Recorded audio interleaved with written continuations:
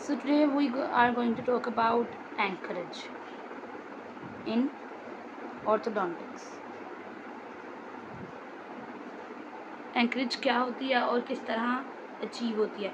So basically anchorage is simply जो भी unwanted forces लग रही होती हैं हमारे स्ट्रक्चर्स पे, इंट्राओरल स्ट्रक्चर्स के ऊपर, उन फोर्सेस को रिस्ट्रिक्ट करना, ठीक है, वो हमारे पास क्या है? एंकरेज है। अब एंकरेज जो है वो उसके लिए एंकर्स होते हैं। Now what are anchors? वो कह रहे हैं कि जो फोर्सेस हमारे पास टीथ को मूव करने के लिए यूज़ होती हैं वो कुछ खास एरियाज से आती हैं, ठीक है। सो जो हमारे पास forces to move teeth they come from anatomic areas, यानी माउथ के अंदर ही मौजूद एरियाज हैं जिनसे वो फोर्सेस आती हैं जो कि टूथ को मूव कराती हैं। तो उन एरियाज को हम बोलते हैं anchors. That areas are called as the anchors. अब न्यूटन्स थर्ड लॉ कहता है कि every action has some reaction which is equal in magnitude. Magnitude में तो इक्वल है बट ऑपोजिट इन डायरेक्शन, कि उसकी डायरेक्शन क्या होगी? अगर ए इस पे फोर्स लगाए बी पे तो क्या होगा? 5 ग्राम की फोर्स, ठीक है, वो डायरेक्शन बी की तरफ आएगी। लेकिन अगर वही बी ए के ऊपर फोर्स लगाए तो वो भी 5 ग्राम होगी, लेकिन अब उसकी डायरेक्शन ऑपोजिट होगी। सो दे कैंसिल आउट, और वो टीथ या जो भी स्ट्रक्चर है, लेट्स सपोज अगर टीथ के ऊपर लग रही तो वो टीथ अपनी जगह पे स्टिल रहता है, यानी वो मूव नहीं करता, क्योंकि ये फोर्सेस दूसरे को कैंसिल आउट करती हैं जो ऑपोजिट और इक्वल मैग्नीट्यूड की फोर्सेस होती हैं।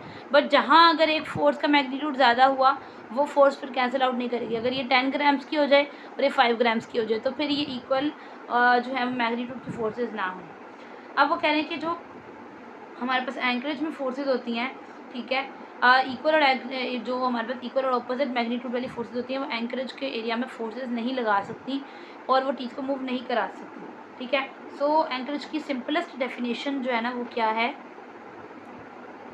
सिंपलेस्ट डेफिनेशन वो है कि एक एंकरेज एरिया, जिसको हमने ये बोला है कि माउथ में मौजूद ख़ास एनाटमिक एरियाज जो फोर्सेस प्रोवाइड करते हैं या लगाते हैं टीथ को मूव कराने के लिए, तो वो एंकरेज एरियाज हमारे पास जो रेजिस्टेंस ऑफर करते हैं, the resistance offered by the anchorage areas, ठीक है, to prevent unwanted tooth movement, यानी एक अनडिज़ायरेबल मूवमेंट जो कि हमें चाहिए ही नहीं। हम नहीं चाहते कि हमारी टिल्टिंग हो, टिपिंग हो, टॉर्क हो। तो उस अनवांटेड मूवमेंट्स को बचाने के लिए जो एंकरेज एरिया रेजिस्टेंस प्रोवाइड करता है, ठीक है, that is called as encourage.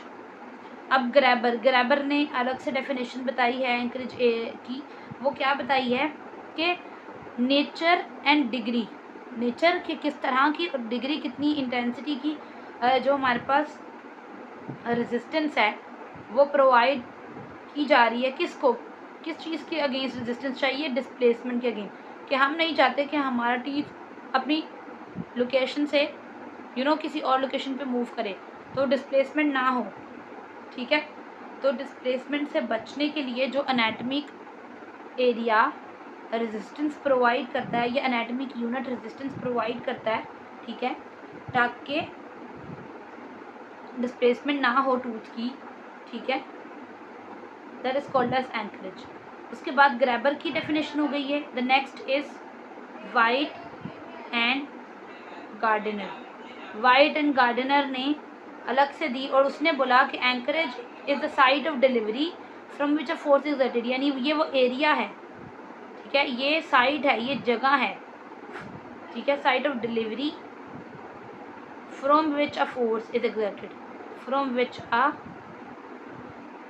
Force is exerted, कि जहाँ से फोर्स लगाई जाती है किसी भी अनवांटेड टूथ को मूवमेंट को रोकने के लिए, ठीक है। Again I am telling you कि एंकर वो एनाटमिक एरिया है जो कि फोर्स देता है हमें टूथ को मूव कराने के लिए।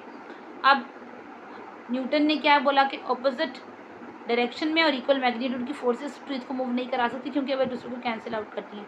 तो फिर एंकरेज की सिंपलेस्ट डेफिनेशन ये आई, कोई भी एंकरेज एरिया जो कि रेजिस्टेंस प्रोवाइड करेगा टू अनवांटेड टूथ मूवमेंट। और ग्रैबर ने बोला कि वही अगर नेचर और डिग्री ऑफ रेजिस्टेंस जो कि ऑफर की जाए to prevent the displacement of the tooth, ठीक है।